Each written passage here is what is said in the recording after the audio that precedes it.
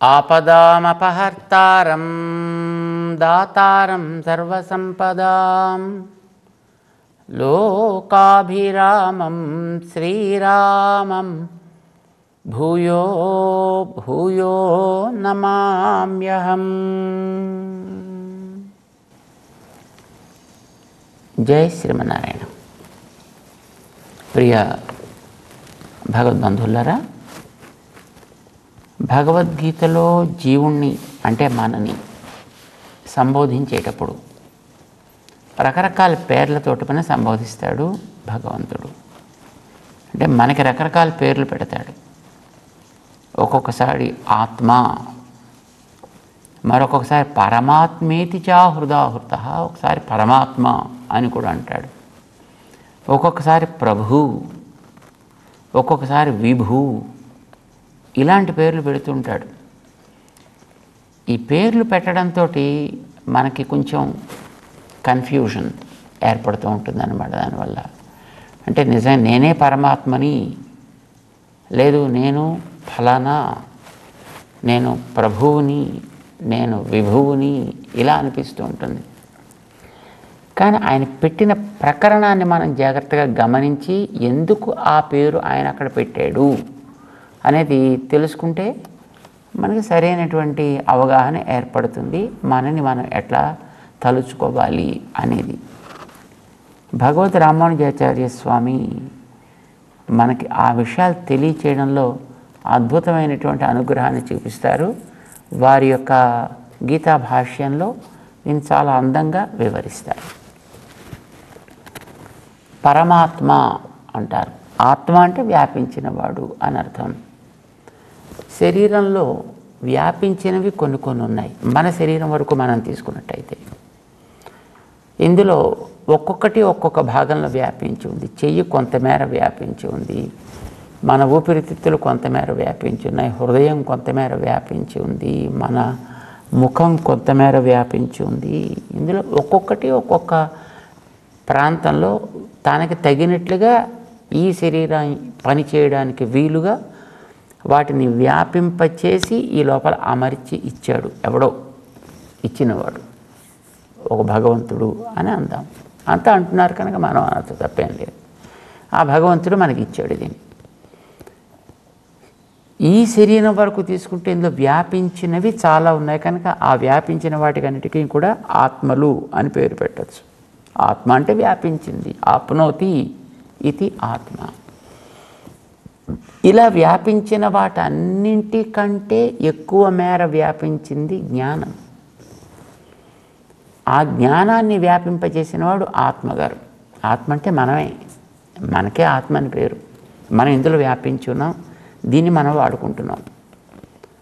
మిగతా భాగాల కంటే ఎక్కువ మేర వ్యాపించిన నీ జ్ఞానాన్ని వ్యాపింపచేసుకున్న వాడివి నువ్వు కనుక ఈ శరీరం వరకు నిన్ను తీసుకుంటే ఇందులో నిన్ను పరమాత్మ అని అనొచ్చు. జ్ఞానముతో ఈ పైనుంచి క్రింద దాకా అంతటా ఎక్కడా వదలకుండా వ్యాపించిన వాడివి. అలా వ్యాపించినవి కొన్ని ఉన్నా వాటి కంటే ఎక్కువ భాగంలో వ్యాపించిన వాడివి. లోపల గాలి కూడా వ్యాపించింది కదా, ఆకాశం కూడా వ్యాపించింది కదా. ఆకాశం అంటే ఖాళీ అనుకోండి. ఈ శరీరంలో గాలి కూడా వ్యాపించి ఉంది. మనం శ్వాసోచ్ఛ్వాసాలు చేస్తున్నాం కదా, తద్వారా లోపల ప్రవహించాల్సినటువంటివి ద్రవాలు దేహంలో అన్ని వైపులకి ప్రసరిస్తున్నాయి, ప్రవహిస్తున్నాయి. అవి కూడా కొంతమేర ప్రవహిస్తున్నాయి, అంతటా ప్రవహించటల్లా. ఇప్పుడు బ్లడ్ సర్క్యులేషన్ బాడీలో అవుతుంది అనుకోండి, బోన్సులు అవ్వట్లేదు కదా.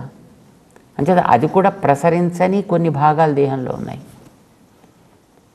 గాలి కూడా ప్రసరించనివి కొన్ని భాగాలు ఉన్నాయి. ఆకాశం కూడా ప్రసరించినటువంటి భాగాలు కొన్ని ఉన్నాయి. దేహంలో ఎక్కడెక్కడ ఘన పదార్థాలు ఉన్నాయో అక్కడ. కానీ అక్కడ కూడా తన జ్ఞానంతో ఆత్మ వ్యాపించి ఉన్నది. వీటన్నిటినీ తనదిగా అది వాడుకుంటోంది కనుక ఈ శరీరం వరకు పరిమితం చేసి చూసినట్లయితే అన్నిటికంటే ఎక్కువ మేర వ్యాపించింది జ్ఞాన ప్రసారం చేత ఆత్మ కనుక ఆ ఆత్మని అంతవరకు పరమాత్మ అనొచ్చు. పరమాత్మేతి చాప్యుదాహృత అని చెప్పాడు ఆయన 3వ షట్కంలోకి వెళ్ళాక. ప్రభు అని అనొచ్చు, నడిపేవాడు అని అర్థం. అంటే మిగతావి కొన్నిటిని నడిపిస్తాయి. ఇప్పుడు గుండె ఉందనుకోండి, తన దగ్గరికి వచ్చినటువంటి రక్తాన్ని మాత్రం తీసుకుంటుంది, మళ్ళీ బయటికి పంపిస్తుంది, తీసుకుంటుంది, మళ్ళీ పంపిస్తుంది, తీసుకుంటుంది, మళ్ళీ పంపిస్తుంది. అంతవరకు అది చేయగలుగుతుంది. కిడ్నీస్ ఉన్నాయనుకోండి, తన దగ్గరికి వచ్చిన దాని అంతటిని కూడా అది ఫిల్టర్ చేయగలుగుతుంది. లివర్ తన దగ్గరికి వచ్చిన వాటన్నిటిని కూడా అది ప్యూరిఫై చేయగలుగుతుంది. ఇందులో ఒక్కొక్క భాగము, ఒక్కొక్క అవయవము కొన్నిటిని అవి నిర్వహించగలుగుతాయి. కానీ వాటన్నిటినీ కూడా తన యొక్క ప్రభావం చేత నడిపించేటటువంటి ఒక ప్రభుత కలిగినటువంటి వాడు జీవుడు కనుక వీటి వరకు వాణ్ణి ప్రభువు అని అనొచ్చు. ఇదే అర్థాన్ని ఇచ్చేట్టుగా విభు అనే పదం కూడా. విభు అంటే వ్యాపించినవాడు అని అర్థం. జీవుడు విభువు. ఎట్లా? ఆకృతి చేత కాదు, వాడి స్వభావం చేత. ఈ జీవుడు అటు చిన్న కీట శరీరంలోకి వ్యాపించగలడు, ఇటు అన్నిటికంటే అతిపెద్దదైనటువంటి బ్రహ్మాది శరీరాల దాకా కూడా వ్యాపించగలడు, మధ్యలో ఉండే దేవతా శరీరాల్లో వ్యాపించగలడు, మానవ దేహాల్లో వ్యాపించగలడు, వృక్షాది దేహాల్లో వ్యాపించగలడు. కనుక ఇన్ని చోట్ల తన కర్మని అనుసరించి వ్యాపించగలిగేటటువంటి యోగ్యత ఉన్నవాడు కనుక వాడికి విభు అని పేరు పెట్టాడు. 5వ అధ్యాయంలో నాదత్తే కస్యచిత్ పాపం నచైవ సుకృతం విభు. వీడికి విభు అంటే ఆ రకంగా విభు. భగవంతుడికి కూడా విభు అని పేరు. ఆయన స్వభావంతో కాదు, తన స్వరూపంతో ఒకేసారి అంతటా ఉండగలడు. వీడు కర్మని బట్టి వీడు అన్ని చోట్ల ప్రవర్తించగలడు వీడు. కానీ భగవంతుడు అనేటటువంటి వాడు సహజంగా ఉండేటువంటి తన యొక్క స్వరూపం చేతనే ఇందు అందు అనేటటువంటి తేడా లేకుండా ప్రతి దాంట్లోనూ కూడా తాను నిండి ఉంటాడు. కనుక ఆయన ఇటు వెళ్ళడం, అటు వెళ్ళడం, ఇక్కడికి రావడం, అక్కడికి వెళ్ళడం అనేటటువంటి అవసరం లేకుండానే అంతటా పూర్ణుడై ఉంటాడు. పూర్ణమేవ అవశిష్యతే అని మనకి వేదం చెప్తుంది. స్వరూపంతో ఉంటాడు, స్వభావంతో ఉంటాడు, తన శక్తితోటి ఉంటాడు, ఇతర గుణాలతోటి కూడా తాను ఉంటాడు ఆయన. అది భగవంతుడికి ఉండే విభుత్వం. అది జీవుడికి కూడా విభుత్వం దేన్ని బట్టి ఉంది అంటే ఎందులోకైనా వీడు ప్రసరించగలడు కనుక వీడికి విభువు అని పేరు పెట్టాడు. ఎక్కడెక్కడ ఉంటాడో అక్కడ ఉంటే దాంతో వీడు అంటుకోకుండా ఉండగలగాలి. అక్కడ కొంచెం జీవుడికి ఒక చిన్న లోటు ఒకటి ఉందన్నమాట. భగవంతుడు అంతటా ఉంటాడు కానీ దేనికి తాను అంటుకోడు. యథా ఆకాశ నోపలిప్యతే అని పైకి వెళ్ళాక చెప్తాడు ఆయన. ఆకాశం అంతటా ఉంటుంది కానీ అక్కడక్కడ ఉండేటువంటి వాటితోటి తనకేమీ ఏ రకమైనటువంటి స్పర్శ తనకు ఉండదు, అంటూ దానికి ఉండదు. ఆకాశానికి ఉండే లక్షణం అది. భగవంతుడు కూడా అంతే, ఆయన అంతటా ఉంటాడు. రకరకాలుగా ప్రవహించేటట్టు మురికి ఉండే ప్రాంతాల్లోనూ తాను ఉంటాడు. మంచి సుగంధాన్ని వెరజిమ్మేటటువంటి పుష్పాలుండే తోటల్లోనూ తాను ఉంటాడు. కానీ అక్కడ ఉండేటువంటి ఆ పుష్పాల సౌగంధ్యాన్ని తాను స్పృశించడు. ఇక్కడ ఉండేటటువంటి ఆ డ్రైనేజెస్లో ఉండే మురికిని తాను స్పృశించడు. కానీ అంతటా తాను ఉంటాడు. గాలికి ఇంకా ఒక లోపం ఉందండి. ఇక్కడ పుష్పాలు ఉండేటువంటి తోట మించి అది ప్రసరించేటప్పుడు ఆ పుష్పాల యొక్క వాసన రేణువుల్ని తను తీసుకుని అది వ్యాపిస్తుంది. అందుకోసం మనం ఆ ప్రాంతాల నుంచి వెడుతుంటే మనకి మంచి పరిమళం వస్తుంది. మరి అలాగే మనం ఏదైనా కొన్ని మూసీ నది పక్క నుంచి వెళ్ళామనుకోండి, నువ్వు ఎన్ని రకాల కార్లకి అద్దాలు బిగించేసుకున్నప్పటికీ కూడా ఆ కారు లోపల ఏదైనా పెర్ఫ్యూమ్స్ లాంటివి నువ్వు కొట్టుకున్నా, నువ్వు ఆ పక్క నుంచి పెడుతున్నావు అంటే దానికి ఉండేటటువంటి సుగంధం కారులో ఉండేవాడికి సక్రమంగా చక్కగా వాడి దేహాన్ని అంతటిని కూడా అది మసాజ్ చేసినట్టుగా వాడిని శుద్ధి చేస్తుంది అన్నమాట. గాలికి ఉండేటటువంటి లక్షణం అది. అంటే గాలి తను ఎక్కడ ప్రసరిస్తోందో అక్కడ ఉండేటటువంటి గంధాలని తను స్వీకరిస్తోంది, తీసుకుని తను సాగుతోంది. కానీ ఆకాశానికి అట్లాంటి అంటుతనం లేదు. ఇది మనం గమనిస్తున్నాం కదా. అలాగే పరమాత్మకు కూడా అంతటా ఉన్నప్పుడు దేనికి వాడు అంటుకోకుండా ఉంటాడు కనుక ఆయా బంధాల్లో వాడు చిక్కుకోడు. కానీ జీవుడు అలా కాదండి. జీవుడికి కూడా సహజంగా జ్ఞానం ఉంది. జీవుడికి తేడా అక్కడే. పాపం దేవుడు అంతటా ఉంటాడు కానీ దేన్ని వాడు అంటుకోకుండా ఉంటాడు. జీవుడు తాను ఎక్కడుంటే దాన్ని తాను అంటించుకుంటాడు. వీడికి ఉండేటటువంటి బలహీనత అందామో, లేకపోతే వీడికి ఉండే పూర్వపు వాసనల యొక్క ప్రభావము అని అందామో, ఆ వాసన ప్రభావం చేత వాసన వల్ల అది వాటితోటి ప్రవర్తిస్తోంది అనుకుంటే ప్రమాదం లేదు. కానీ అది నేనే ప్రవర్తిస్తున్నాను అని అనుకుంటాడు. మానవుడిగా ఉంటే మానవుడిలాగా అనుకుంటాడు, జంతువులా ఉంటే జంతువులాగా అనుకుంటాడు, చెట్టు అయితే చెట్టులాగా అనుకుంటాడు. అనుకోవడంతో మళ్ళీ వీడి మీద ఒక కొత్త పొర, ఒక కొత్త కర్మ భారం మళ్ళీ వీడికి తగులుకుంటూ ఉంటుంది, ఏర్పడుతూ ఉంటుంది. అర్జునుడు కూడా అంతే కదా. అర్జునుడు తను ఒక పరిపాలక ప్రవృత్తి కలిగిన వాడయ్యాడు. మానవుడిగా దేహంలోకి వచ్చాడు ఆయన. సరే, అతనికి ఉండేటటువంటి బాధ్యత ఎంత నెరవేర్చడం అయితే తప్పదు, అది ఎలాగో చేయాలి. ఇప్పుడు ఆకాశం ఏం చేస్తూ ఉంటుంది, మొత్తం ఇన్నిటిని కూడా తనలో పట్టుకుని ఉంది కదా, గోళాలన్నింటినీ తనలో నింపుకొని ఉండేది. నింపుకుని ఉంది, ఒకదాంతో ఒకటి పరస్పరం కొట్టుకోకుండా జాగ్రత్తగా చూసుకుంటుంది. ఏ గ్రహం ఎక్కడెక్కడ ఎలా అది సంచరించాలో అట్లా సంచరించనిస్తోంది. అది దాంట్లో తనకేం బాధ్యత పెట్టుకోవట్లేదు. ఒకచోట గ్రహాలు తిరుగుతుంటే దాంట్లో ఒకదానితో ఒకటి, ఒకదాని చుట్టూ ఒకటి ఇలా తిరుగుతున్నా దానివల్ల వచ్చే లాభ నష్టాలకి ఆకాశం తనలోనే తిప్పుతున్నా తన బాధ్యతను వహించట్లేదు కనుక దానికి ఏమంటట్లేదు.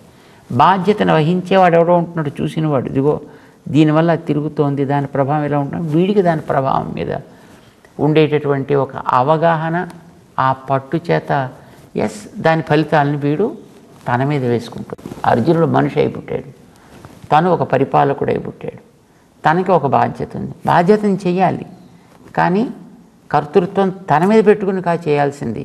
కర్తృత్వం తనకి ఈ జన్మ రావడానికి కారణమైనటువంటి వాసనల మీద పెట్టి చేయాలి. ఆయన ఏదో గతంలో ఉండేటటువంటి ఒక వాసన ప్రభావానికి స్వభావము అంటాం దాన్ని. వాసనల యొక్క ప్రభావాన్ని స్వభావము, తనదైనటువంటి తనకి ఇలాంటి దేహాలు రప్పించినదేదో ఆ స్టాక్ కర్మ వాసనలు, అది స్వభావస్తు ప్రవర్తతే అని గతంలోనే కృష్ణుడు చెప్పి ఉన్నాడు ఆయన 14వ శ్లోకంలో.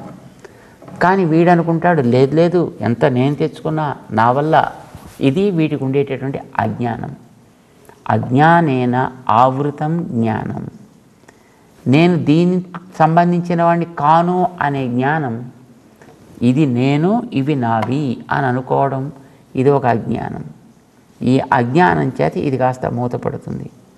తేన ముహ్యంతి జంతవః, జనిధర్మం కలిగినవన్నీ ఇలాంటి ఒక ప్రభావానికి లోనవుతూ ఉంటాయో అయి.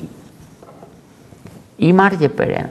దానివల్ల ఏమవుతుంది, నేనేదో ఎవడికో చేస్తున్నా, ఎవడో నాకేదో చేస్తున్నాడు, నా వల్ల వాడికి ఏదో అవుతుంది, అది జరగకుండా నేను అడ్డుతున్నా లేక ఆపుతున్నా.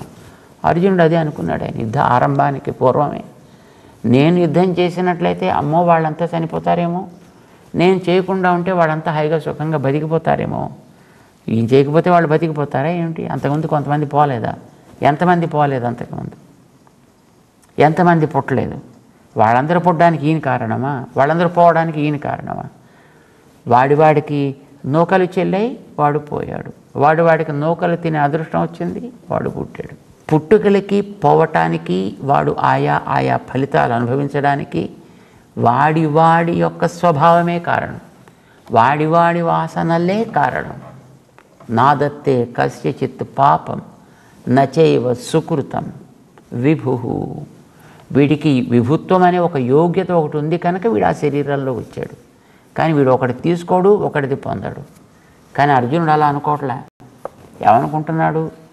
వీళ్ళందరినీ కూడా నేనే కొట్టేస్తా. ఆచార్యా పితర పుత్రా తథైవ చ పితామహ, వీళ్ళందరూ కూడా నా నిర్వాకం వల్ల, నా ప్రభావం చేత వీళ్ళందరూ బతికిపోవాలి, వాళ్ళందరూ సుఖపడాలి. నీ వల్ల వాళ్ళు సుఖపడతారు. వాళ్ళకు ఉంటే వాళ్ళు సుఖపడతారు, వాళ్ళకి ఇది లేకపోతే వాళ్ళు కష్టపడతారు. కానీ తను అలా అనుకోవట్లే. వాళ్ళని పతంతి పితరో హ్యేషాం లుప్త పిండోదక క్రియా, వాళ్ళ ఆ స్థితుల్లోంచి వాళ్ళే దిగజారిపోయేటటువంటి పరిస్థితికి నేను కారణమవుతున్నాను. నేను యుద్ధం చేయడం కారణమవుతోంది వాళ్ళు పడిపోవడం. నువ్వు యుద్ధం చేస్తే వాళ్ళు పడిపోవడం ఏమిటి? నిజానికి వాళ్ళు చేసుకున్నటువంటిది ఏదైనా ఒక సుకృతమో దుష్కృతం ఉంటే వాళ్ళు దాంట్లోంచి కింద పడతారు. వాళ్ళకి ఏదైనా ఒక మంచిదనం ఉంటే వాళ్ళు పై లోకాలకి పోతారు. వాళ్ళు తన బాధ్యత తను చేయకపోతే తను ఎక్కడికి పోతానో తను ఆలోచించట్లే. తను ఏ లోకంలో పడతాడు, తను ఏ లోకంలోకి వస్తాడు తను ఆలోచించట్లే. తన వల్లే అంతా జరుగుతుంది. తన బంధువులు చుట్టూ పెట్టుకుంటాడు, వాళ్ళకితో తన లింక్ ఏర్పాటు చేసుకుంటాడు. కనుక దైహికమైనటువంటి బంధువులు ఆయా సందర్భాలకు తగినటువంటి వ్యక్తులతోటి తాను ఒక బంధుత్వాన్ని ఏర్పరచుకొని ఇదంతా తన వల్లే జరుగుతుంది. తను లేకపోతే ఇవన్నీ పోతాయి.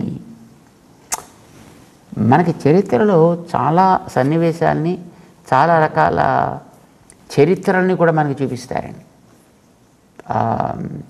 చిత్రకేతూపాఖ్యానం అని మనం గతంలో స్మరించుకున్నాం. శ్రీమద్భాగవతంలో మనకు అనిపిస్తుంది. దంపతులకి పాపం ఒక రాజదంపతులకి నారద భగవానుడి యొక్క అనుగ్రహ విశేషం చేత చాలా కాలానికి కలగక ఓ పిల్లవాడు పుట్టాడు. పిల్లవాడు పుట్టే ముందర పాప నారదులు వారు చెప్పారు, మీకు దీర్ఘకాలం బతికేటటువంటి చెడ్డవాడు కావాలా, అల్పకాలం బతికేటటువంటి బుద్ధిమంతుడు కావాలా? అంటే చెడ్డవాడి దీర్ఘకాలం ఏడిపిస్తూ కూర్చుని అలాంటి పిల్లవాడు మాకెందుగా, అల్పకాలమైనా చాలు బుద్ధిమంతుడైతేను అని వాళ్ళే కోరుకున్నారు. సరే, కోరుకోవడం చేత వాళ్ళకి నారదుడు అనుగ్రహించాడు. పిల్లవాడు పుట్టాడు. వాడికి చిత్రకేతు అని పేరు పెట్టుకున్నారు. వాడు 4 ఏళ్లే వయసు వాడికి. 4 ఏళ్లలో చాలా బుద్ధిగా పెరిగాడు. తల్లికి, తండ్రికి, బంధువులకి అందరికీ కూడా ఆనందాన్ని ఇస్తూ పెరిగాడు. ఆయన మంచి పిల్లవాడు. కానీ అతనికి పుట్టడానికి ముందే అతనికి కావాల్సినటువంటి సమయం ఎంత అనేది నిర్ణయం అయిపోయింది. 4 ఏళ్ల వరకు ఇతను ఉంటాడు, తర్వాత ఉండడు. 4వ సంవత్సరం పూర్తి కాగానే అతను కాస్త దేహాన్ని వదిలిపెట్టేశాడు. 4 ఏళ్ల పాటు పెంచి ఆ పిల్లవాడి ప్రేమని పొంది ఆ పిల్లవాడికి ఆనందాన్ని ఇచ్చి దానివల్ల వీళ్ళందరూ ఆనందపడడం చేత పాపం ఆ పిల్లవాడికి ఎడబాటుని, అతను పోవడాన్ని వీడు జీర్ణించుకోలేకపోతూ దుఃఖపడ్డారు. ఏడిచారు. బాగా బాధపడుతుంటే ఆ సమయంలో మళ్ళీ నారదుల వారు వచ్చారు. అక్కడికి చూశారు నారదుని, పాదాలు పట్టుకున్నారు. మహానుభావ, మా పిల్లవాడు మాకు కావాలి, మా పిల్లవాడు బుద్ధిమంతుడు, మంచివాడు, వయస్సు చిన్నది, అయ్యో అప్పుడే పోతే ఎలాగయ్యా? రకరకాలుగా ప్రార్థనలు మనకు తెలిసిన కదా, జనరల్గా ఎలా ప్రార్థన చేస్తారు. వాడికి 70 ఏళ్ళు, 80 ఏళ్ళు, 90 ఏళ్ళు వచ్చినా అయ్యో అప్పుడే పోతే ఎలాగండి, ఇంకా కొంతకాలం ఉంటే బాగుండు కదండి, ఇలా అడుగుతుంటారు. సరే, పాపం వీళ్ళకి 4 ఏళ్ల వయస్సే కదా, కొంతకాలం ఉంటే బాగుంటుంది కదా, ప్లీజ్ అనుగ్రహించమని చాలా దీనంగా చేసిన ప్రార్థన పాపం నారదుల వారికి కూడా గుండె కరిగేట్టు చేసింది. సరే, మీకు తత్వం తెలియాలి, వాస్తవాన్ని మీరు కూడా గుర్తించాలి. నాకు తోచినటువంటి ఉపకారం ఏదో నేను చేస్తా. నేను ఆ పిల్లవాడిని పిలుస్తా, మీరు మాట్లాడండి పిల్లవాడితోటి. ఆయన ఒప్పుకుంటానంటే మాకే లేదండి, పిల్లవాడికి మేమంటే చాలా ఇష్టం అండి, అసలు మమ్మల్ని విడిస్తే క్షణకాలం కూడా వాడు ఉండలేడండి, ఏమైనా సరే పర్వాలేదు ఆ పిల్లవాడిని ఒక్కసారి మా దగ్గర కనిపించేట్టు చేయండి అడిగారు వాళ్ళు. ఓ తప్పకుండా చేస్తానన్నాడు ఆయన. తనకు ఉండేటటువంటి యోగ ప్రభావం చేత ఆ వయస్సులో ఉండే బోల్డ్ ఎంతమంది పిల్లవాడిని చూపించాడు ఆయన. చూస్తే దాంట్లో చిత్రకేతుని వీళ్ళు ఐడెంటిఫై చేసుకున్నారు. వీడే మా పిల్లాడు, హే చిత్రకేతు కమాన్ కమాన్ రా రా రా పిలిచారు. ఆ పిల్లవాడు ఇదేం కేర్ చేయట్లా, వాడేదో తన లోకల్లో తను ఉన్నాడు, తన పనులేవో తను చేసుకుంటున్నాడు, మిగతా వాళ్ళతో పాటు కలిసి వాడేదో చేసుకుంటున్నాడు వాడు. కానీ వీళ్ళకి ఆ పిల్లవాడి దగ్గర వెళ్ళి వాడిని పట్టుకున్నారు. ఏ చిత్రకేతు రావయా, మేమయా వాడులా చూస్తున్నాడు వాడు. ఎవరు మీరు అన్నట్టు చూస్తున్నాడు.